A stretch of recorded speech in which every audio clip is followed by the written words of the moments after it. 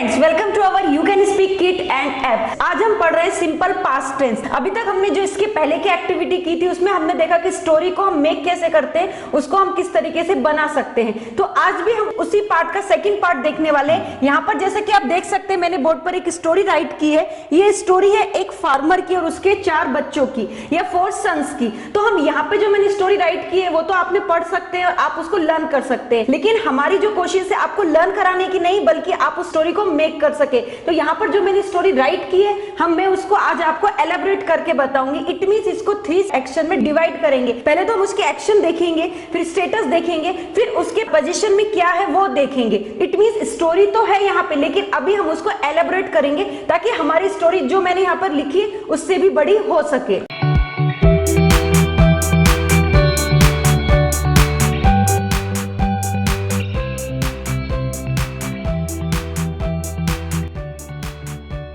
Madam आपने जो story यहाँ पे लिखी है, क्या हमारे दर्शकों को वो हिंदी में आप बता सकती हो ये स्टोरी कौन सी और हमें कौन से टेक्निक्स इसमें यूज करने? तो पहले उनको स्टोरी बताओ, ये स्टोरी क्या है, उसके बाद हम स्टेप बाय स्टेप आगे जाएंगे। Yes please. तो एक किसान था, उसके 4 सन्स थे। तो उसमें क्या होता है, वो किसान हमेशा एक बहुत ही उसको टेंशन रहती थी। वो हमेशा यही सोचता था मेरे जाने के बाद में मेरी जो जमीन है जिस पर मैं खेती करता हूँ उसका क्या होगा, क्योंकि जो उसके चारों बच्चे थे वो हमेशा एक दूसरे से झगड़ा करते रहते थे, क्योंकि वो एक दूसरे को हमेशा नीचा दिखाने की कोशिश करते रहते थे। तो एक दिन फार्मर ने सोचा क्यों ना मैं सबको बुलाता हूं। तो उसने क्या क्या किया, उसने एक दिन सबको चारों अपने बच्चों को बुलाया और बोला कि तुम एक जो मैंने बंडल रखा हुआ है, जो मैंने गट्ठा रखा है लकड़ी का, तुम अपने हाथ में ले लो। इट मींस यहाँ पर जो उसका जो मोटो था वो ये था कि वो उनको यहाँ पर एक लेसन देना चाहता था, एक सीख देना चाहता था। अब सभी ने क्या किया कि उसने क्या करा, जो गट्ठा था वो एक एक करके पहले एक अपने बड़े बेटे को हाथ में दिया और उसने कहा इसको तोड़ो। तो उसने बहुत कोशिश की, अभी वो गट्ठा था मतलब यहाँ पर लकड़ियों का पूरा बंडल था, उसने बहुत कोशिश की नहीं टूटा। ऐसे ही उसने 1 बाय 1 चारों को दिया लेकिन चारों से नहीं टूटा। अब उसने क्या किया, वो बंडल को उस जो गट्ठा था उसको अपने बेटों को बोला कि इसको है ना खुला कर दो। इट मींस एक एक लकड़ियां बांट लो।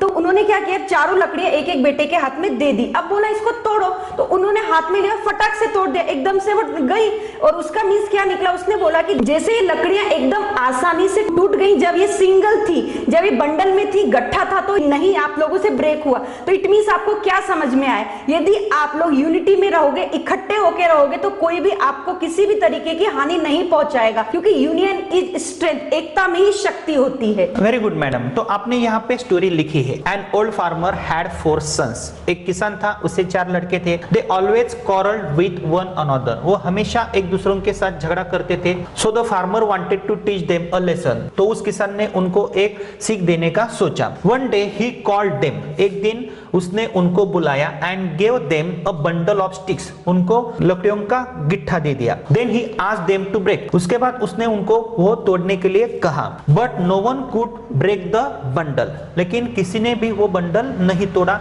या कोई भी वो बंडल नहीं तोड़ सका। The farmer untied the bundle. It means उसने वो बंडल खोल दिया, अनटाई किया। And said to break the sticks 1 by 1। एक एक करके वो लकड़ी तोड़ने के लिए कहा और दे कुड ब्रोक इजीली। वो आसानी से उसे तोड़ सके। The farmer said if you live together. Farmer ने कहा अगर आप साथ में रहते हो, no one will harm you. आपको कोई भी नुकसान नहीं पहुंचाएगा। Union is strength. इसका मतलब क्या मैडम? एकता में शक्ति है। एकता में ही शक्ति है। मैडम यह स्टोरी है, सिंपल पास्ट टेंस में है, कुछ सेंटेंसेस इसमें फ्यूचर टेंस के भी है, लेकिन हमें हमारी टेक्निक की सहायता से यह स्टोरी पढ़नी है। अभी सोचो आपको कंसीडर क्या करना है। मैंने आपको एक स्टोरी बताई। एक किसान था, उसे 4 लड़के थे।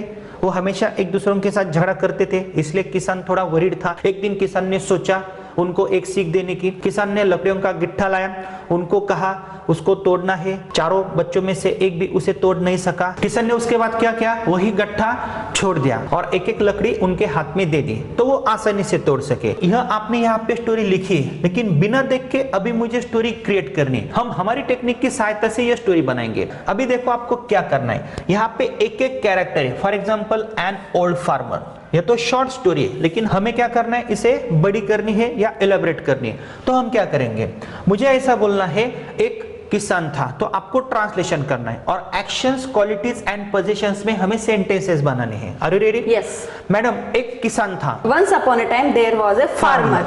यह कौन से टाइप में आएगा? ये स्टेटस में। स्टेटस में। उसका नाम रामू था। His name was Ramu. वो अच्छा था। He was good. वो हार्ड वर्कर था। He was hard worker. उसे 4 लड़के थे। He had 4 sons. He had 4 sons. उसके पास खेती थी। He had a farm. उसे एक ट्रैक्टर था। He had a tractor. उसे बहुत सारे दोस्त थे। He had many friends. लेकिन वो वरीड था। But he was worried. He was worried. उसे 4 लड़के थे।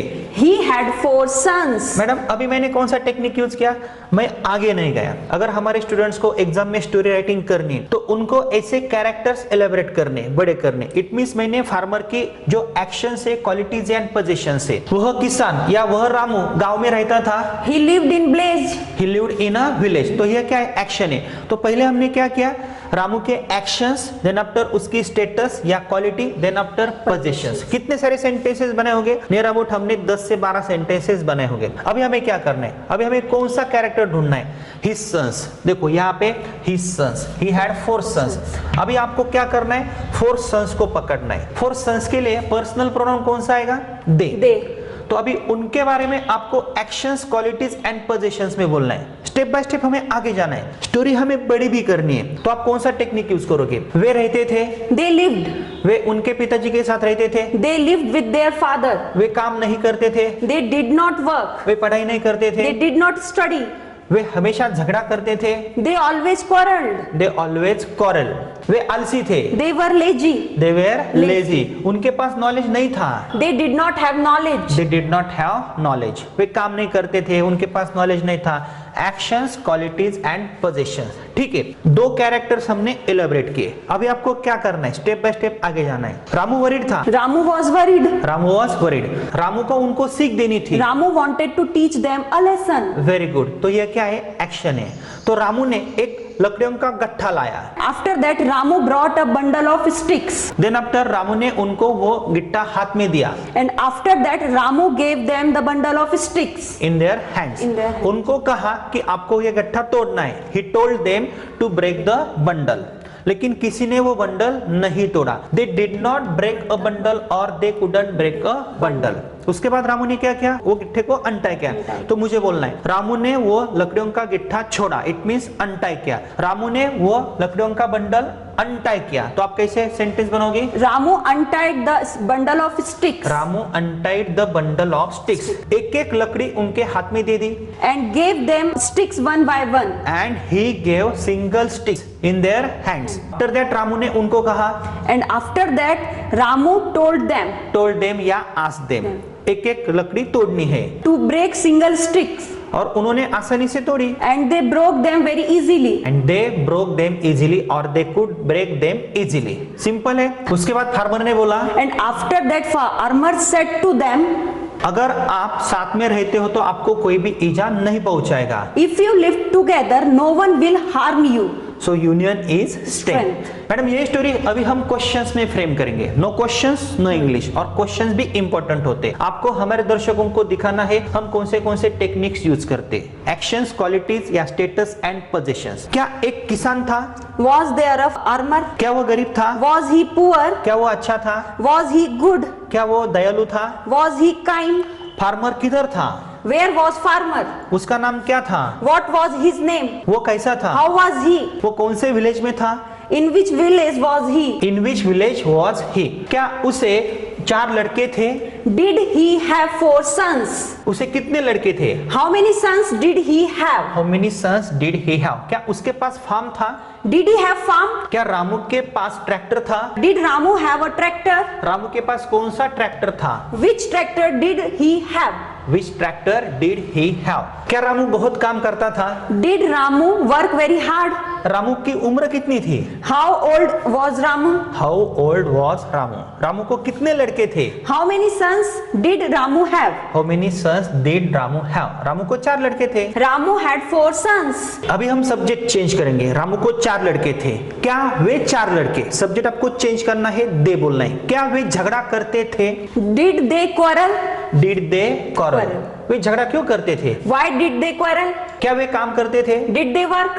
वे काम क्यों करते थे? Why did they work? वे काम क्यों नहीं करते थे? Why didn't they work? Why didn't they work? क्या वे लड़के स्कूल में जाते थे? Did they go to school? वे कौन से स्कूल में जाते थे? In which school did they go? क्या वे पढ़ाई करते थे? Did they study? वे पढ़ाई नहीं करते थे। They didn't study. वे पढ़ाई क्यों नहीं करते थे? Why didn't they study? वो टाइप्स यहाँ पे नहीं है। क्या वे आलसी थे? Were they lazy? वे आलसी क्यों थे? Why were they lazy? क्या उनके पास नॉलेज था?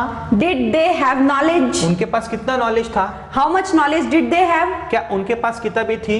Did they have books? उनके पास कितनी किताबें थी? How many books did they have? ये अभी स्टूपिड क्वेश्चंस है हमें पढ़ने के लिए, क्योंकि ऐसे क्वेश्चंस हमें आने चाहिए और ये हमारी बेसिक लर्निंग होती है। क्या रामू ने उनको सीख देने की सोची? Did Ramu want to teach them a lesson? Ramu ने उनको सीख देने का क्यों सोचा? Why did Ramu want to teach them a lesson? Very good. Why did Ramu want to teach them a lesson?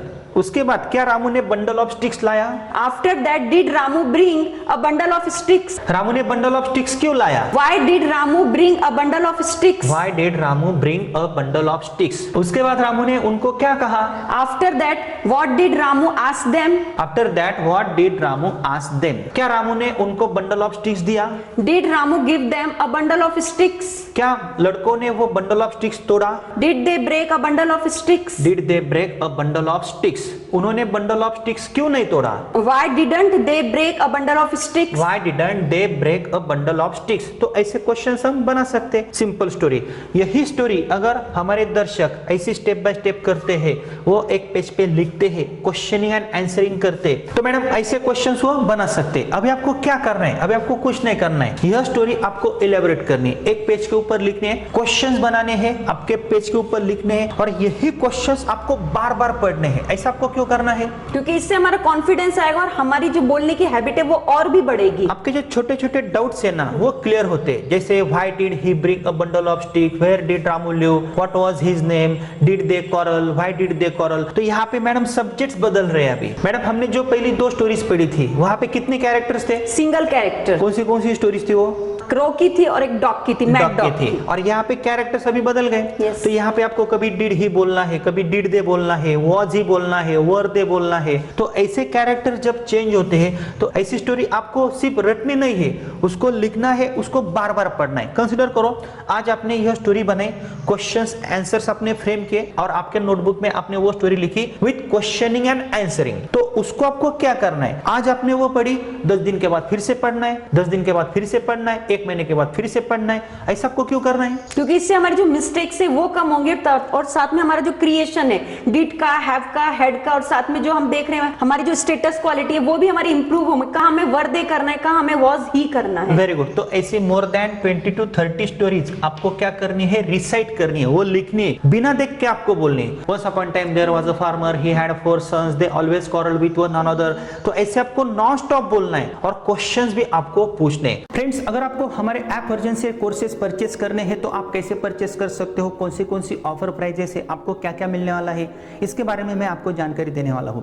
अगर आपको हमारा 60 to 90 डेज का course along with 4 books purchase करना है तो आपको हमारा you can speak it and app install करना है। हमारे ऐप में 2 मेन कोर्सेस है। पहला जो कोर्स है 60 to 90 days along with 4 books, it means अगर आप 2150 रुपए का कोर्स हमारे ऐप वर्जन से ऑफर प्राइस में 1299 रुपए में खरीदते हो, इट मींस 1299 रुपीज में खरीदते हो तो 4 बुक्स हम आपके पते पे बाय पोस्ट भेजते हैं। इसके लिए आपको कोई भी अतिरिक्त चार्ज नहीं देना पड़ता है। इट मींस 750 रुपए के बुक्स हम आपको इसी कीमत में आपके पते पे भेजते हैं। इसके लिए आपको कोई भी अतिरिक्त चार्ज नहीं देना पड़ता है। और यह 60 to 90 डेज का कोर्स पूरा day wise and sequence wise हमने हमारे ऐप में रखा है। मोर देन 50 to 60 आवर्स का शेड्यूल है और बहुत ही अच्छे टेक्निक्स हमने यूज किए हैं और हमारे किताबों के साथ आप अच्छी प्रैक्टिसेस कर सकते हो। हमारे बुक्स भी बहुत ही इफेक्टिव है।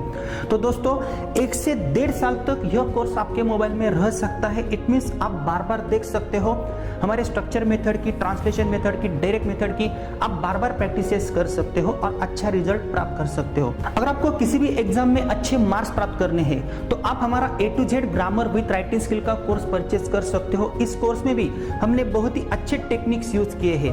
इट मींस एग्जाम ओरिएंटेड यह एक कोर्स है ग्रामर ग्रामर में अगर आपको परफेक्ट होना है तो 1550 रुपए का कोर्स आपको सिर्फ ऑफर प्राइस में 799 रुपए में, इट मीन 799 रुपीज में मिल रहा है। और यह जो ऑफर प्राइजेस है यह कुछ ही दिनों तक सीमित है।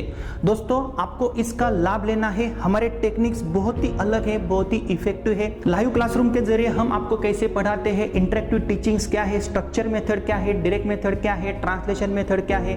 हमारे पास ऐसे मोर देन 500 टेक्निक्स है, मोर देन 600 स्ट्रक्चरल पैटर्न्स है, ग्रामर के भी बहुत अच्छे टेक्निक्स है। तो दोनों ही कोर्सेज बहुत ही अच्छे हैं, लेकिन हमने अलग अलग टेक्निक्स यूज किए हैं। स्पोकन इंग्लिश के कोर्स में हम ज्यादातर स्पीकिंग के टेक्निक्स के ऊपर कॉन्सेंट्रेट करते हैं, स्ट्रेस देते हैं, प्रैक्टिसेस करते हैं। और ग्रामर के कोर्स में हम ऐसे आपको कई सारे एक्सरसाइज देते हैं, डाउट क्लैरिफिकेशन रहता है और ऐसे कई सारे टेक्निक्स होते हैं कि जिनकी सहायता से आप किसी भी एग्जाम में ग्रामर में आउट ऑफ मार्क्स प्राप्त कर सकते हो, राइटिंग स्किल में अच्छे मार्क्स प्राप्त कर सकते हो। तो दोस्तों इस ऑफर प्राइजेस का आपको लाभ लेना है, क्योंकि यह कुछ ही दिनों तक सीमित है, क्योंकि आगे इनके प्राइजेस बढ़ने वाले हैं। आपको तो पता है कोरोना का माहौल है, स्कूल्स बंद है, इसीलिए हमने आपके लिए यह ऑफर प्राइजेस लाई है। तो दोस्तों यह जो ऑफर प्राइजेस है बहुत ही कम हमने आपके लिए रखी है। तो आपको तुरंत हमारा ऐप इंस्टॉल करना है, हमारे ऐप के स्टोर के ऑप्शन में जाना है, डिफरेंट कोर्सेस आपको देखने हैं। अगर आपको कोई समस्या आती है तो आप हमें कॉल कर सकते हो या व्हाट्सएप कर सकते हो।